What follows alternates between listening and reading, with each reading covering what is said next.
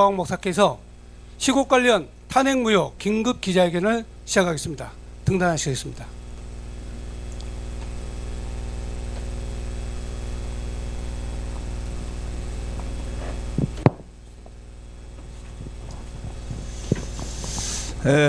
언론사 여러분, 이 바쁜 중에 이 자리에 많이 와주셔서 참으로 감사를 드립니다. 존경하는 국민 여러분, 그리고 해외 동포 여러분, 저는 광화문 운동을 주동하는 국민혁명의장으로서 지금 이 시대에 대한 책임감을 제가 막중하게 느끼고 있습니다. 지금 건국 후에 가장 지금 혼란한 시기를 맞이한 것 같습니다. 그동안 우리 대한민국은 여러 가지의 고비를 넘어왔습니다. 첫째는 해방 후에 이승만 대통령과 남로당의 총수 박헌영과의 그 싸움에서 만약에 이승만이가 졌다면 우리는 지금 대한민국에서 태어나지도 못했고 북한에서 태어날 수밖에 없었습니다. 그러나 이승만 세력은 13% 그리고 18%밖에 되지 않았고 남로당의 세력은 박헌영의 세력은 78%였습니다. 이것을 송진우와 김성수와 합해서 이것을 엎어서 대한민국의 건국이 완성되었고, 두 번째 위기는 6.25입니다. 6.25. 북한이 남침을 했습니다. 무력으로. 그러나 결국 그것은 미군이 일주일 안에 한국에 재투입함으로 북한도 실패를 했습니다. 그 후에 이승만 대통령이 하야하자 이제 4.19 혁명이 일어났습니다. 그때의 박정희 소장이 볼 때에 반드시 북한이 다시 남침할 것을 두려워하여 박정희 소장이 5.16 혁명으로 나가지 아니할 수 없었습니다. 그래서 큰 두 인물을 보면 오늘 대한민국이 세계 제경제 6위, 군사력 제6위 이렇게 된 것은 여러 사람들의 많은 공로가 있었고 또 기업가들의 수고도 있었지만은 이승만과 박정희입니다. 그 두 인물이 없었으면 우리는 대한민국에서 태어날 수도 없었습니다. 북한에서 태어났을 것입니다. 그러나 더 지금 큰 위기가 건국 후에 온 것은 윤석열 대통령께서 계엄령을 선포를 했습니다. 이것 때문에 지금 국가가 혼란 상태에 빠졌습니다. 윤석열 대통령의 계엄령 선포문을 제가 분석해 보니까 딱 두 포인트입니다. 하나는 국회의원들 이거 가짜라고 하는 것입니다. 부정선거로 당선됐다고 이렇게 보는 것입니다. 또 한 거는 뭐냐, 이 북한의 해킹에 놀아나는, 그리고 중국의 해킹에 놀아나고 있는 선관위, 이것은 벌써 국정원이 작년에 몇 번 시험적으로 해킹을 해봤습니다. 7번 했는데 6번 뚫렸습니다.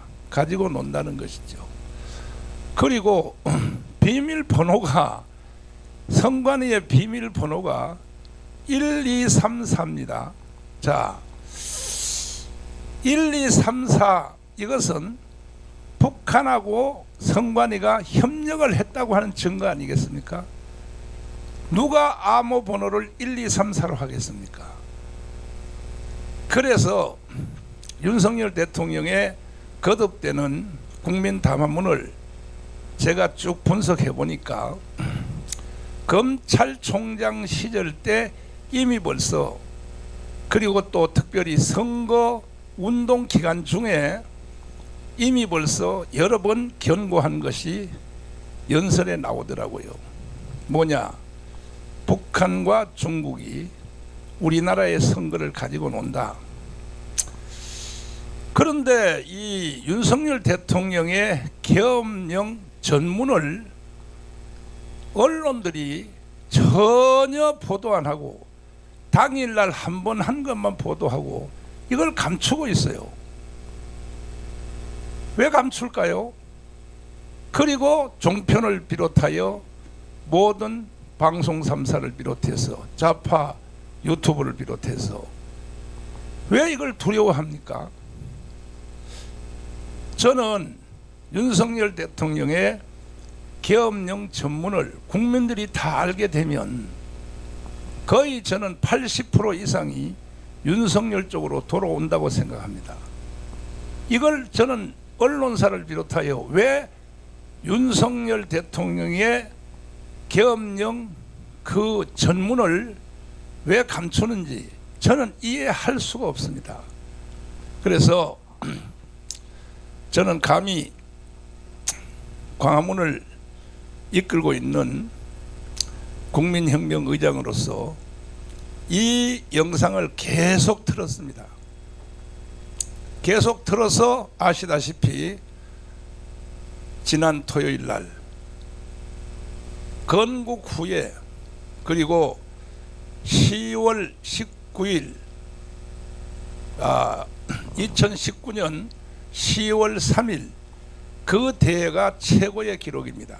이것은 인류 역사상의 최고의 기록입니다. 홍콩의 불역 시위 3달밖에 못했습니다. 그리고 결과를 만들지 못했습니다. 결국 중국으로 넘어갔습니다. 우리 광화문 운동은 결과를 만들었습니다. 어떻게? 결국은 정권을 교체했고 윤석열을 대통령 만들었습니다. 그래서 저희들은 자부심을 가지고 있습니다. 이제 지금 혼란에 빠진 이 대한민국도 결국은 광화문 외에는 해결할 길이 없다고 생각합니다. 특별히 부정선거로 저는 확신하고 있습니다. 당선된 192석 좌파 그리고 야당들, 저는 그 중에 절반은 가짜라고 확신합니다. 그 이유가 왜 그런가? 자, 저희들은 지금 우리 당사에서 진행했던 자유통일당으로 우리는 선거를 나왔는데 그때 우리의 구호가 28 청춘이었습니다. 2번은 누굽니까? 국민의힘 정당을 찍어라. 그리고 우리는 어차피 비례대표만 할 거니까 8번은 우리를 찍자. 이렇게 선거 구호를 가지고 했는데 이 한동훈 잠시 후에 뭐 사퇴한다는 기자회견을 한다고 하는데 이 한동훈 대표가 당만 망친 게 아니고 선거만 망친 게 아니라 대한민국을 망쳐놓은 것입니다. 아니 선거운동 기간 중에 대통령하고 그렇게 싸우면 되겠습니까? 그건 선거를 포기하겠다는 뜻이죠. 그래서 결국은 108석밖에 못한 거예요. 우리가 그렇게 도와줬는데 2번은 무조건 지역구를 찍어라. 28 청춘입니다. 8번만 같이 하자. 만약에 한동훈 대표가 정말 선거에 이길 의향이 있으면 광화문에 와서 연설 한 번만 같이 해줬으면 우리가 200석 할 뻔했습니다. 사실은. 그런데 윤석열 대통령하고 계속 싸우고 싸우는 주제도 별것도 아니에요. 국방부 장관 출신 호주의 대사로 아니 한동훈은 대통령도 아니고 선거운동 기간 중에 호주 대사를 국방부 장관을 보냈다. 그건 대통령 마음이죠. 대통령 마음. 이걸 가지고 계속 공격을 하고 김건희 여사를 공격하고, 다 언론사 아시다시피 김건희 여사의 모든 그 주가 조작이라고 해도 이것은 이미 결혼하기 전에 있었던 얘기입니다. 그러면 우리가 전 세계 선거를 통해서 봐도 선거를 통하여 대통령이 당선되면 그 앞에 했던 행위는 국민들이 다 용서한다는 이러한 기정사실이 들어가 있기 때문에 미국에 보십시오. 트럼프가 당선됐죠. 당선되니까 보십시오. 당선되는 즉시 트럼프가 혐의가 많이 있지 않습니까? 스스로 검찰이 다 포기하지 않습니까?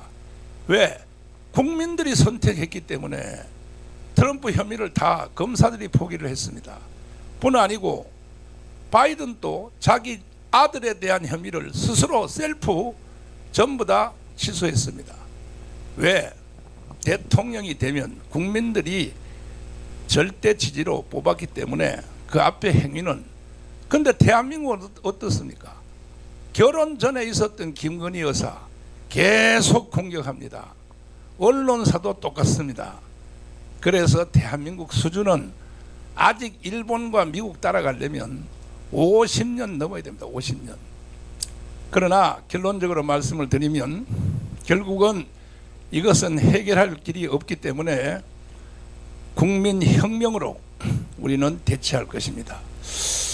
국민혁명은 헌법이 보장된 대로 4.19는 학생들이 혁명을 주도했습니다.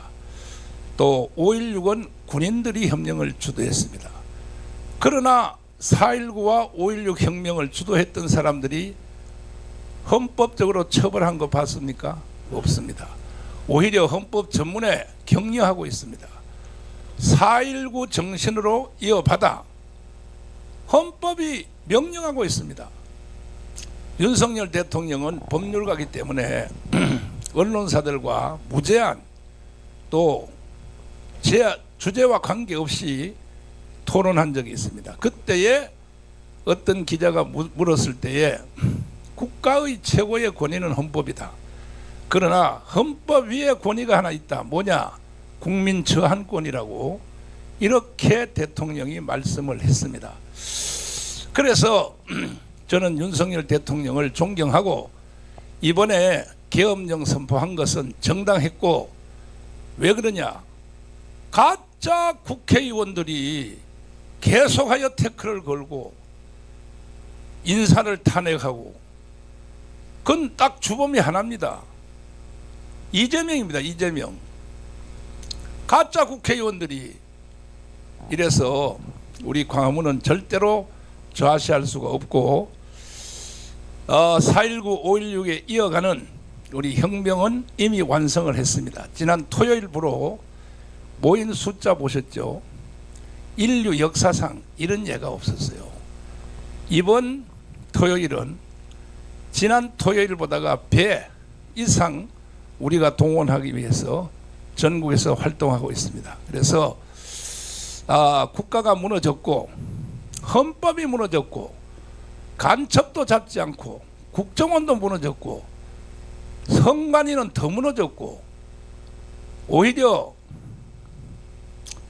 야당은 야당이라고 할 수 없을 만큼 무너졌기 때문에 이제 방법은 이제 광화문 국민혁명이 나서서 우리가 국가를 새로 정돈하고 정돈해서 대한민국이 바로 정돈되면 윤석열 대통령에게 다시 인계를 하겠습니다. 절대로 저희들은 좌시할 수가 없습니다. 나라가 북한으로 넘어가는 것은 용서할 수 없습니다. 마지막으로 이재명의 자서전을 보신 적이 있습니까? 이재명 자서전은 딱 세 가지입니다. 첫째, 주한미군 철수입니다. 언론인 여러분, 국민 여러분, 주한미군 철수하면 되겠습니까? 주한미군을 철수한 나라는 다 망했습니다. 필리핀이 망했고 월남이 망했습니다. 그러나 주한미군이 주둔하고 있는 나라는 다 세계의 10대 안에 다 들어와 있습니다. 주한미군 철수를 주장하고 있습니다. 누가요? 이재명 씨가. 두 번째, 연방제 통일입니다. 이것은 위헌입니다. 김대중, 노무현, 문재인 3대 대통령이 평양 가서 연방제 통일을 사인했어요. 연방제, 고려 연방제는 61년도에 김일성이가 주장한 겁니다. 그걸 왜 사인하나요? 이것은 북한의 나라를 넘기겠다고 하는 것이고, 지금도 더불어민주당의 정강정책의 제6번에 보면 연방제 통일로 나와 있습니다. 이거는 위헌 정당입니다. 위헌 정당. 헌법을 위반한 있을 수 없는 정당이죠. 그래서 더불어민주당은 해산돼야 됩니다. 왜? 위헌이기 때문에. 연방제 통일은요, 대한민국 헌법이 명령하는 전문은 자유민주주의, 시장 경제의 질서 하에서의 통일을 명령하는 것입니다. 대한민국 헌법은 이렇게 되어 있습니다. 어디 연방제 통일이 어디 있나요? 그래서 우리는 근본 토요일 날, 지난 토요일 보다가 최소한 배 이상을 동원하여 우리가 국가를 바로 세우고, 그리고 지금 윤석열 대통령을 체포한다, 또 기소했다. 우리는 좌시할 수 없습니다. 윤석열 대통령을 지켜낼 것이고, 헌법재판소에 판결받을 필요도 없습니다. 우리 광화문이 국민혁명으로 대처하여 반드시 윤석열 대통령을 지켜내고 대한민국을 지켜내고, 그리하여 헌법 위에의 권위를 가지고 있는, 저는 헌법학자 제1호 김학성 교수님을 제가 모시고 있습니다. 왜? 제 연약한 부분을 보충하기 위하여. 또 작정톤 제1호 황윤선 장군님을 저는 옆에 모시고 있습니다. 왜? 내 연약한 부분을 보충하기 위하여. 그래서 이번 광화문 혁명은 반드시 성공할 것이고, 이미 지난 토요일 날 완성이 된 것입니다. 그래서 이번에 선포식을 하려고 합니다. 해서 국가를 바로 세우고, 그리하여 윤석열 대통령을 보호하고, 그리고 정상화되면 단 한 달 후에라도 우리가 지금 정부가 무너졌기 때문에, 당도 무너졌기 때문에, 다 무너졌습니다. 대한민국이 모든 질서가 다 깨졌습니다. 그때 우리 광화문이 잠잠하고 있다면 우리도 직무유기가 되겠죠. 이상으로 제가 드릴 말씀을 다 드렸고, 우리 기자님들 중에서 혹시 저한테 질문할 말씀이 있으면 한번 해주시길 바랍니다. 네. 네.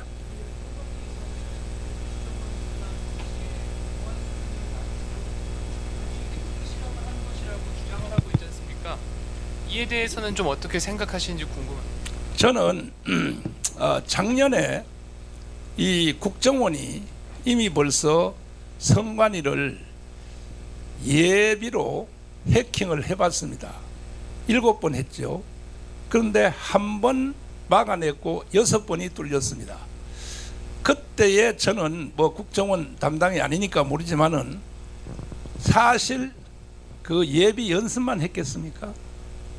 저는 윤석열 대통령의 거듭되는 국민 담화에 의하면 그때 국정원이 이미 벌써 선관위 안에 있는 내용물을 쫙 빨아들였다고 생각합니다. 저는 내용이 이미 다 왔다고 생각하는 겁니다. 그래서 이번에 거짓말로 가짜로 국회의원 된 국회를 기습적으로 공수부대가 들어갔고, 오히려 실제 그것도 쇼라고 봅니다. 실제로는 선관위를 갔습니다. 더 많이 갔죠. 294명이 갔으니까. 그리고 시간적으로 볼 때에 국회에 진입한 시간은요, 오히려 국회의원들이 다 들어가도록 허용을 하는 그러한 제스처를 취했습니다. 그러나 선관위는 대통령의 계엄령이 딱 떨어지자마자 2분 안에 진입을 했습니다. 들어갔는데 사실은 내용물을 다 압수하거나 털어오지 않았습니다. 왜 그러냐? 이미 국정원이 다 가지고 있기 때문에. 그래서 이제 국정원이 이미 가지고 있는 것을 이것을 공개만 하면 대한민국은 뒤집어질 것이라고 저는 개인적으로 이렇게 생각합니다. 자, 다음 질문 등록하시죠. 없어요? 네. 이번 계엄이 쇼고 사실은 중앙선거관리위원회를 털려고 했다고 주장을 하셨잖아요. 그렇습니다. 그 주장과 네. 부정선거 자체를 주장하시는 근거에 대해서 좀 말씀해 주시면 감사하겠습니다. 이 부정선거는 이 국정원이 벌써 북한과 중국이 계속 해킹한다는 것을 국정원은 이미 오래전에 알고 있었어요. 알고 있었고 윤석열 대통령의 검찰총장 시절 때도 이미 벌써 경고를 했고, 그리고 윤석열 대통령의 선거운동 기간 중에도 연설문 보십시오. 지역마다 다니면서 그때 이미 경고를 했습니다.